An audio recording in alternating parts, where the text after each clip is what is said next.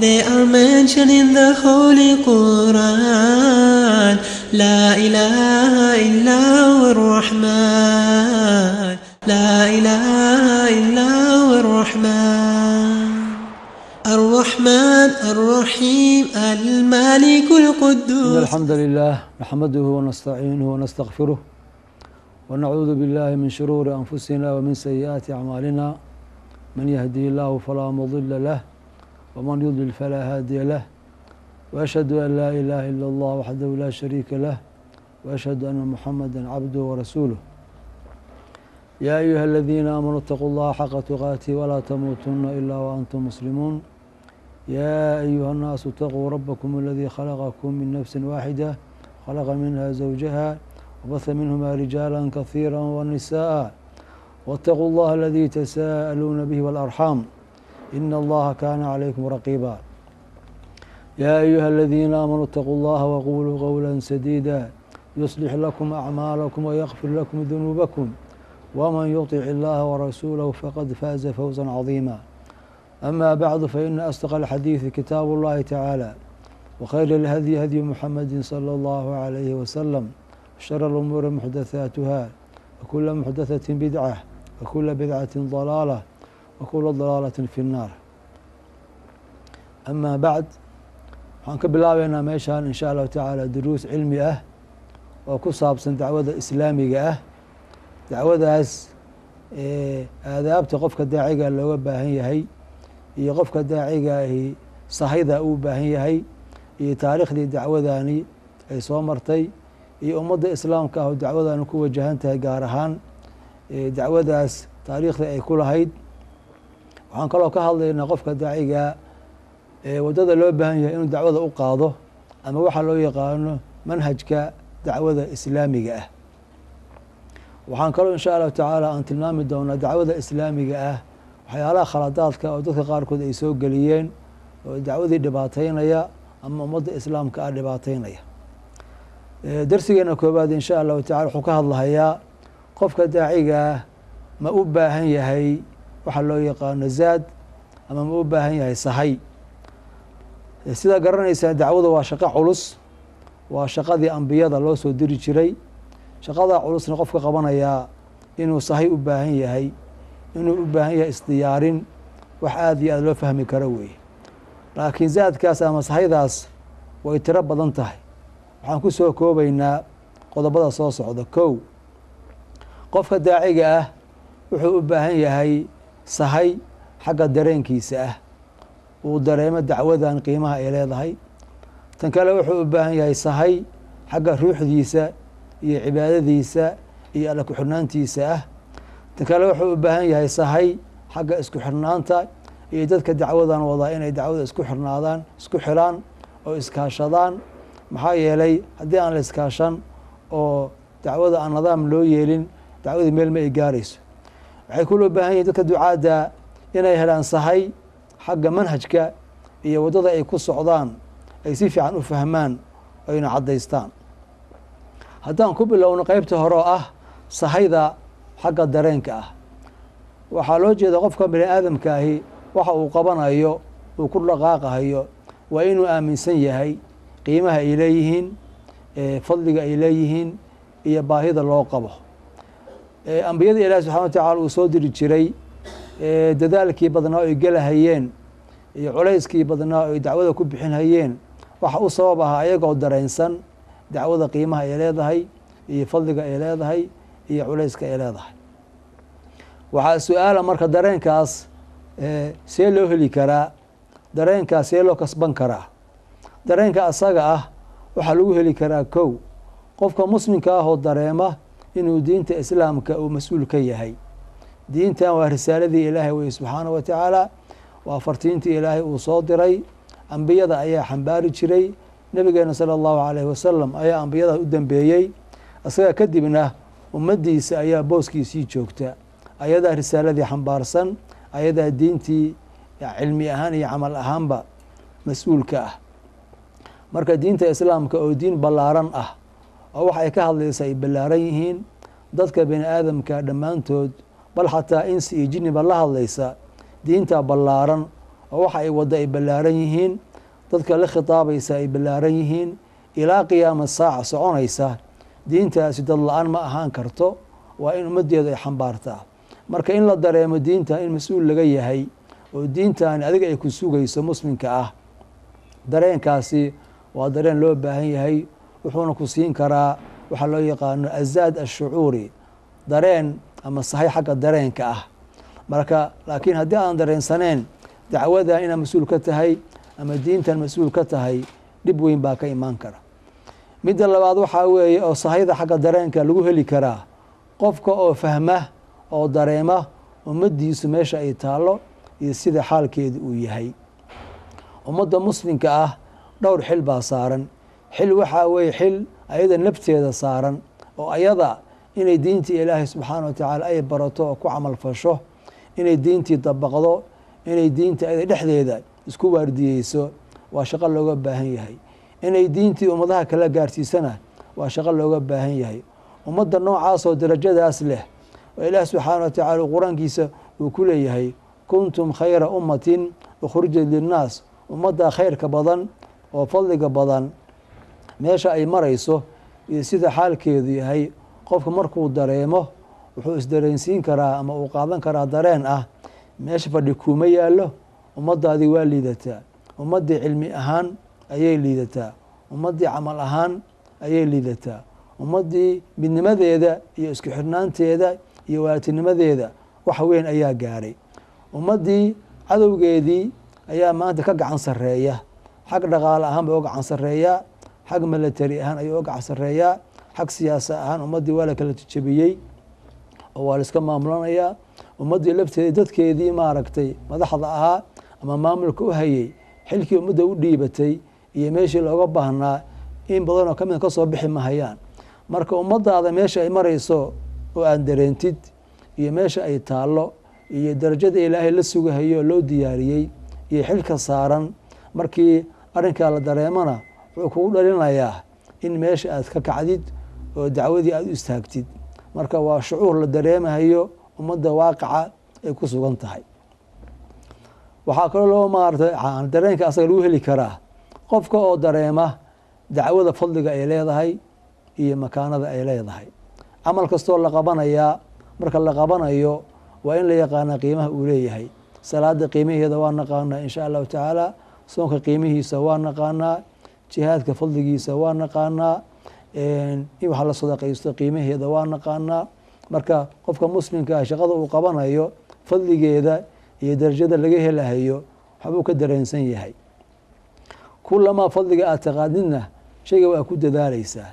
marka dacwada fadliga ay leedahay in la fahmo iyo darajada ay leedahay in la dareemo aad baa loogu baahan yahay. maxaa yeele shaqa aan la oqon waxa laga helahayo la qaban mahayo.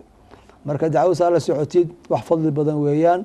waa shaqadii ambiyada ilaahi subxaana wa tacaala u soo diray, makaanadeeda way sarraysaa. waxaa lagu garan karaa dacwadan waa shaqo ilaahay iska leeyahay. asaga ayaa dadkiisa lagu xirahayaa, isagaa dadka la barahayaa, dadka loogu yeerayaa, dadka xagga ilaahay loo wadaa, sidii fadliga ilaahay lagu heli lahaa, sidii naxariista ilaah lagu heli lahaa, sidii carada ilaah lagu badbaadi lahaa. marka dacwaduba waa shaqo xagga ilaahay ku tacalluqda weeyaan. tan kale waa shaqo fadli badan oo sarrayso. bani aadamka ugu fadli badnaa, ugu sarreeyey, ugu qiimaha badnaa ayaa loo diray oo ambiyada ilaahi subxaana wa tacaala wey. tan kale waxaa weeyaan maaragtay yani dacwadaas waxa lagu helahayaa wax rakhiisa maahane, waa adduunkan oo sacaado iyo lagu helo wanaag iyo aakhare oo lagu helo jannada ilaahi subxaana wa tacaala. marka shay haddii lagu najaxo adduunkana wanaag la helahayo, aakhirana la helahayo janno, shaygaasu shay rakhiisa ma aha. tan kale waxaa lagu heli karaa dareenka asaga ah qofku inuu fahmo dacwadu cibaado weey. cibaadada keliya salaad iyo soon keliya maahan, iyo sadaqe iyo xaj iyo zake. dacwadu cibaado weey. qofka daaciga ahi oo dadka ilaahay ugu yeeraya subxaanahu wa tacaala, oo dadka ilaahay barahaya, oo dadka waxa ilaahay ku waajibiyey yani u sheegahaya, waxaa laga xarimay u sheegaya, waxay ku halaagsami lahayeen uga digaya, waxaa lagu wanaagsananaya barahaya. qofkaas cibaado ku jira. marka cibaadadaasina waa fadli badan tahay. marka intaas shay oo la dareemo qofka hadduu isku darsado in sha allahu tacaala dareen alla leh daaci noqo ummadda wax ku soo biiri ayaa ku dhalanaya. kaasi waxaa weeye midka loo yaqaano azaad ashucuuri, sahayda xagga dareenka midda labaad waxaa weeyaan azaad ruuxi, waa sahay xagga ruuxda qofka daaciga ahi in ilaahi subxana wa tacala uu ku xiran yahay waa shay laga maarmaan maxaa yeele dacwadu waa shaqo ilaahay iska helaysa maaratay aan soo sheegnay. marka xagga ruuxda oo loola jeedo qofku inuu ilaahi subxaana wa tacaala ku xiran yahay, cibaadaadka uu la yimaado, ilaahi subxaana wa tacaala uu xuso, waa shay laga maarmaan marka dacwadu shaqo caadi maahane, waa shaqo qofka qabanaya waa inuu wadadii ambiyada haya. ambiyaduna alla ku xirnaan iyo alla xusid ayaa aada loogu yaqaanay. marka cibaadooyinkoo la guto, kuwooda faradka kuwooda sunnada adkaarta oo aada loogu dadaalo, ilaahi subxaana wa tacaala oo la baryo, dhammaanteed waxaa weeyaan waa sahay qofka daacigaahi uusan ka maarmaynin weeye. nabigeena sala allahu alayh wasalam ilaahi subxaana wa tacaala ayaa amrahaya inuu habeenkii tukado, uu soo jeedo, uu cibaadaysto. maalintii mashquul buu yahay, waxaa mashquulinhayaan dukaan uu leeyahay maaha ama makhaayad u furan ma ahane, waa dacwadii. saasay tahay haddana waxaa leeyahay habeenkiina waxaa leeyahay yani cibaadayso. marka maalintii dacwada inkastoo cibaado ay tahay, sahay bay lafteeda u baahan tahay. waa tii la yidhi yaa ayuha almuzamil qum illeyla ilaa qaliilan baa la amray, inuu istaago habeenkii uu tukado ayaa la amray. tii kalena waxay lahayd, aayaddii kale waxay lahayd yaa ayuha almudathir qum faandir. marka waxay yidhaahaan culammadu nebigu sala allahu alayh wasalam labadaas aayadood buu u dhexeeyey. qum faandir oo dacwada ku dadaal oo dadka u dig oo meesha ka kac, iyo midii kaloo ahayd qum illeyla ilaa qaliilan uu ku jiray. marka labadaas qum oo midna dacwadii ay tahay iyo dadaalka ummadda wax loo sheegayo, midna ay tahay qofku inuu ilaahay ku xirmo, maaragtay labadaas shaqo ayaa nebigu sala allahu alayh wasalam ayuu u dhexeeyey. markastoo dhibaato ay timaadana nebigu sala allahu alay wasalam xagga salaada ayuu carari jiray, ilaahay buu baryi jiray, waa tukan jiray. waa isagii bilaal ku orin jiray arixnaa biha yaa bilaal, bilaalow noogu raaxee. marka salaadu waa raaxo, alla ku xirnaantu iyo alla xusiddu qofka muslimka guud ahaan, gaar ahaan qofka daaciga ahi raaxadiisa weeyaan. culays baa ku fuulaya, waxbaa kaa hor imaanaya, waxbaa kuu socon waayahaya, cadow baa marka qaarku kaa helaya. marka waxaasoo dhan si nafta looga daaweeyo, cibaadada ayaa maaragtay alla ku xirnaanta ayaa shay laga maarmaana midka saddexaad oo sahayda oo loo baahan yahay waxaa weeye waa sahay xagga dacwada isku xiriddeeda ama tandiimkeeda, ama dadka dacwada wada oo iskaashada weeyaan. saa la socotaan qofku yani qof ahaantiisa wax badan ma qaban karo, ra'yiga baa ka maqan, talaa ka maqan, dad baa ka maqan. marka dadkaas kala maqmaqan in ra'yigooda isku keenaan oo talada ay isku keenaan oo qof kasta wuxuu awoodo uu ku soo biiriyo dacwada, waa shay laga maarmaana weeyaan. taqwada iyo wanaag oo dhan isku kaalmaysta. marka iskaalmaysigaas iyo wixii la nadaamiyo oo maaragtay maxaa ku hor yaala, hadda maxaa la awoodaa, berri maxaa la awoodaa, hadda maxaa munaasaba, waxaasoo dhan tandiimka iyo tacaawunkaas ayay soo gelaysaa. nabigeena sal alla alay slm asaga ayaa dacwadan mas-uul ka ahaa, isagaa nidaamin hayey, tilaabada munaasabka asaga ayaa qaadahayey. saxaabaduna way ku xirnaayeen oo wixii looga baahdo oo juhdi dadaal ayay la imaan jireen. tan kale waxaa weeye waxaa la daaweynhayo oo ummadda kugu haysta oo ummadda baadiyeynaya afraad keliya ma aha, dad nidaamsan oo qorsho leh oo isku xiran oo iskaalmaysanaya ayaa kaa soo horjeeda oo dacwadan iyo diintan iyo ummaddan ku soo maqan. marka waxaa loo baahan yahay maadaama ummadda lagu maqan yahay oo wax nidaamsan ku soo maqan yihiin oo awoodo iskaashanayah ay ummadda soo beegsanayaan, waxaa marka laga maarmaan dadka ducaadda laftooduna inay ahaadaan dad isku nidaamsan oo isku xiran oo iskaalmaysanaya oo ra'yiga isku biirinaya. waa shay laga maarmaan diintaana amraysa, waana shay sunna kowniya weeye. kownkan waxyaalaha maaragtay lagu socdo waxaa ka mid ciddii isku timaado oo iskaashataana meel bay gaaraysaa, wixii kala tagaana meel gaari mahayaan, haba fiicnaadeene. midka kale waxaa weeye oo loo baahan yahay qofka daaciga uusan ka maarmin, waxaa loo yaqaano azaad almanhaji, sahay xagga manhajka ah, wadada aad qaadaysid oo dacwada aad marsiinaysid, waxaa isticmaalaysid in manhajkaasi uu ku cad yahay, waa shay laga maarmaana wey. qofkiiyo dadaalhaya oo dacwadii wada oo dadkii inuu wax u tala rabaa, haddana haddii ay kaa khaldan tahay wadadaa maraysa, waxaagii miro badan keeni maayaan, bal waxaa laga yaabaa inay dhib keenaan, ay ummadda ugu daraan ayaa laga yaabaa. marka xagga manhajka dacwada inuu ahaado manhaj sax ah oo kii ambiyada ah, oo wadadii nabigeena sala allahu calayhi wasalam haya, wadadii saxaabadu ay qaadeen haya, wadadii alkhulafaa uraashidiin ay qaadeen haya, wadadii salafu saalix ay mareen ku socda, waa inuu ahaadaa. maxaa yeelay diintan iyo wadada ay maraysaa ma kala duwana, diin waddo kala qaadi karta ma aha. waxyaalaha kale meesha la marsiiyaba waxbaa laga helaya, laakiin diinta islaamka wadadii loogu talagalay oo ilaahi subxaana wa tacaala amray, oo ambiyadiisu ay qaadeen, oo salafu saalix ay qaadeen, haddii maaragt mid aan ahayn haddii la marsiiyo waxba lagu gaari mahayo, dhib baa ka imaanaya. marka waxaa muhim in la fahmo, waa laga maarmaan diinta islaamka iyo wadada lagu fidinayo oo dadka lagu gaarsiinayaah ma kala haraan, waa isku mid weeye. wadada la marayaa waa diin, diinta lafteeduna waa diinta ilaahi subxaana wa tacaala weeye.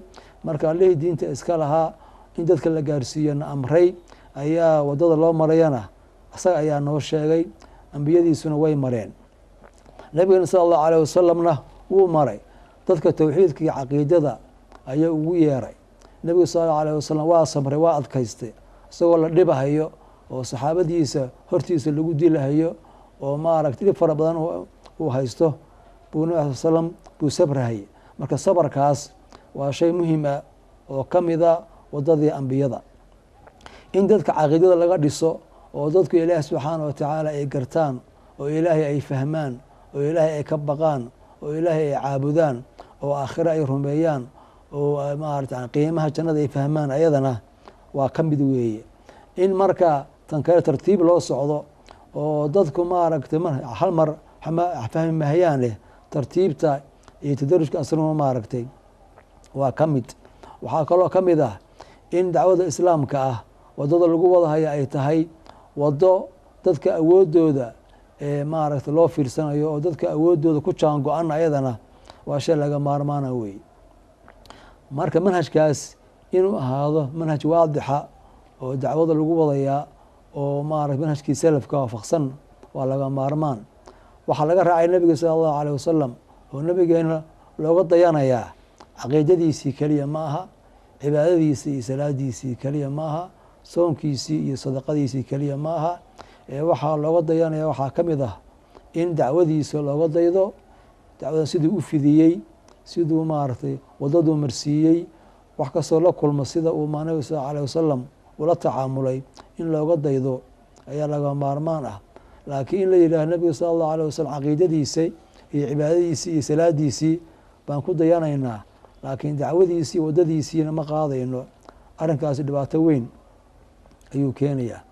gaar ahaan waktiga hadda la joogo, dad badan baa isku dayahay inay wax soo kordhiyaan, laakiin wadada saxda ah oo insha allahu tacala haddii la qaado ajar la helahayo, waxaana ummadda kusoo kordhahayaan, waa wadadii nabigeena sala allahu alayh wasalam uu qaaday, uu dacwada uu marsiiyey, waa wadadii khulafadiisa ay ka dhaxleen, ummadana ay ku wadeen weeye. waa wadadii asalafu saalix oo taabiciinta iyo atbaaci taabiciinta ayaguna ay qaadeen, wadada noocaasa weeye. nabiga sal ly slm asagii lahaa calaykum bisunnatii wa sunnati lkhulafaa'i raashidiin, waxaa laasimtaan oo ku dadaashaan wadadayda. sunnatii waa dariiqatii wey, wadadayda anu aan ku socdo oo aan qaaday, oo caqiide ahaan aan u qaaday, cibaado ahaan aan u qaaday, camal ahaan iyo dacwo ahaan aan u qaaday, wadadaa laazima. sidoo kale wa sunnatu lkhulafaa'i raashidiin, wadadii khulafadana ayadana laazima oo ku socda. marka wadada in la qaado lagu socdo waana wado. marka wadadaasi wax kasta oo maray oo maarata la qaadsiiyey oo diinta ka mid ah in loo maro weeye. in wadadii la kala qaadqaado oo waddadii caqiidadeeda la qaato cibaadadeeda la qaato laakiin dacwo ahaan aan la qaadan kala qaadkaas diintu ma ay ogola. nebigu sal allahu alayhi wasalam in lagu daydo oo uswa xasana ayuu noo yahay, ku dayasho wanaagsan baa noogu sugan. ku dayashadaasna noloshiisa nebigu sal allahu alayhi wasalam dhammaanteed ayay ku jirtaa, maaragta dhan kasta oo noloshiisa ka mid ahaa in looga daydo weeyaan. marka qofkii dacwadan usoo jeesta oo inuu daaci noqdo doonayahay waa inuu kusoo biiraa manhajka dacwada oo salafiga ah, waa inuu midaas qaado ayaa loo baahan yahay. markaad tukanaysid salaadaada nebigu sal alla alay slm axaadiistiisii sida ay ahayd iyo sidii culamo ka soo sheegeen ayaa isku dayeysaa. tana waa sidoo kale weeyaan, dacwaduna ayadu in saas ahaato ayaa loo baahan yahay oo waddada la qaadsiiyo. wa ilaa waddo bidco ah oo dhib keenaysa baa ummadda qaadsiinaysaa. maxaa yeele bidcadu sida maaragtay ay u jirto bidco xagga salaada gasha, bidco xagga adkaarta gasha, bidco gelaysa cibaadooyinka, sidoo kale waxa weye bidco gelaysa xagga dacwada ayaa ku dhacaysa oo waddadii nebiga sala allahu calayhi wasalam iyo waddadii khulafaa uraashidiinta khilaafsan ayaa ku dhacaysa. hadda markaa laga aqbali mahayo, maxaa yeelay camalka la aqbalaa waa inuu maaragta laga helaa ikhlaaskii iyo alla dartii, iyo in laga helo weye waxa loo yaqaano inuu yahay cala sunna, inuu yahay cala sawaab, waa shay laga maarmaana weeyaan. marka sawaabtii iyo toosnaantii haddii lagaa waayo, niyaddaydaa fiican oo qalbigaygaa fiican oo wanaag baan rabaa, meel ku gaarsiin mayso. oo kelimadii maaragta laga wariyey salafka oo saalixiinta ah oo yiraaheen kam muriidin lilkhayri laa yudrikuhu, badanaa qof khayr doonayo aan gaarayn bay yiraaheen. marka khayr baan doonayaa keliya calaamad maaragtay sixitaankaaga inaad sax tahay muujinaysa ma aha. maxaa yeeley kelimadaasa ku taalo ku odhanaysa qof badanaa qof khayr doonahayo aan gaaraynin. oo qofka maxaa hortaagan? waaba doonahaya, maxaa u diidan? waxaa u diidan waxaa weeyaan waddadiibusan haynin. marka isagoo dadaalahaya oo waqti bixinaya oo juhdi bixinaya oo maskax gelinaya oo maal gelinaya, haddana meel gaari mahayo, bal dhib buu keenayaa baa laga yaabaa. maxaa yeelay waddadii ma uu hayo, niyaddan wanaagsanna meelna ma ay gaarsiinayso. wa kam muriidin lilkhayri laa yudrikuhu, badanaa qof khayr doonaya oo aan gaaraynin. marka waa markii maaragtay yani qofku uu isleeyahay niyaddeeda wanaagsan. marka niyadda wanaagsan keli ah ee wixii wax lagu gaariya ma ahane, waxaa loo baahan yahay niyada wanaagsan iyo waxaa loo baahan yahay waddo wanaagsan. waddada wanaagsan waxaa calaamo u ah inay ahaato waddadii nebigeenna sala allahu calayhi wasalam iyo waddadii alkhulafaa araashidiin iyo waddadii asalaf asaalix, taabiciintii iyo atbaaci taabiciintii. waddo dadka culummadaahi ay maaragtay maxaanku iraa ay horkacahayaan oo qiyaadadeeda ay leeyihiin waa inay ahaataa.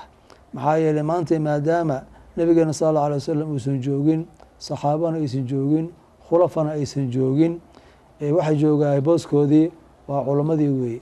marka culammada waddada ay dacwadaanu marayso oo ummaddan wanaaggeeda iyo khayrkeeda ay ku gaarayso, ayaga ayaa hormad ku noqonaya, ayaga ayaa calankeeda sidaya insha allahu tacaala. marka zaadkaas waxaa weeyaan waa zaad xagga manhajka ah, waa inuu kuu cad yahay. oo sida culammada fiqhiga iyo salaada iyo soonka iyo dalaaqa iyo nikaaxa iyo dhaxalka loo weydiinayo, sidoo kale waa in loo weydiiya dacwadan waddada ay marayso, meesha munaasabka ah iyo meesha ka munaasabka ahayn. haddii middaa la waayo, haddii qofkii maaragtay nooc maxaanku qardajeex ah ama nooc baadi ah ayuu ku dhacahayaayo wuxuu ku biirahayaa dadka loo yaqaano addaaluun, kuwa baadiyeysan. oo markaan tukanayno ilaah subxaana wa tacala aan ka magan galno waddadooda. macnaheedu yahay waa dad baadiyeysan oo waxbay raadinayaan laakiin waddadii ma hayaan, way dadaalayaan meeshii uma socdaan. marka dadaalkooda iyo maaragta iyo juhdiga ay bixinhayaan, danta ay leeyihiin ama niyaddooda waxaa ku jirta ku gaari maayaan. marka waa tacab khasaaray baa la yihaahaa, juhdi khasaaray baa la yihaahaa, waqtigiioo kaa lumay, cimrigiioo kaa baaba-ay, xoolihii oo kaa baaba'ay iyo adigoo dhib fara badan soo kordhinhaya mararka qaarkood. marka dadka noocaas waa dadkii ilaah laga magangeli jiray in wadadooda la qaado. waxaa weeyaan addaaluun, kuwa baadiyeysan. baadi maxaa la yidhaaha? waa qof socdo wax raadinaya wixiina meeli jiraan aan garanaynin wey oo iska lunsan. marka waktina uu ku baxahayaa, dadaalna uma harin, wixiina ma uu gaarayo maxaa yeele waa lunsan yahay. marka dalaalka waxaa looga bixi karaa alcilmu baa looga bixi karaa. meesha wax kaa jiraan waa in lagu sheegaa, waa in lagu tilmaamaa oo culummada markaa laga dambeeya. marka manhaj culummadu maaragtay ay hagayso inuu ahaado ayaa laga maarmaan ah. eelamidaa la-aanteeda dhib baa ka imaanaya.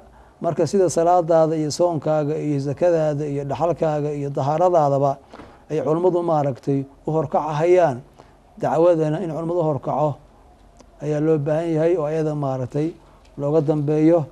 intaas baan ku soo koobay darsigii koobaad oo ku aadanaa sahayda uu u baahan qofka daaciga ahi oo xagga maaragtay dareenkiisa iyo shucuurkiisa ah, xagga ruuxdiisa iyo cibaadadiisa ah, xagga tandiimka iyo tacaawunka iyo isku xirnaanta ah, ugu dambayna xagga manhajka ah. wabilaahi towfiiq. السلام عليكم ورحمة الله وبركاته. They are mentioned in the Holy Quran. La ilaha illa ar-Rahman. La ilaha illa ar-Rahman.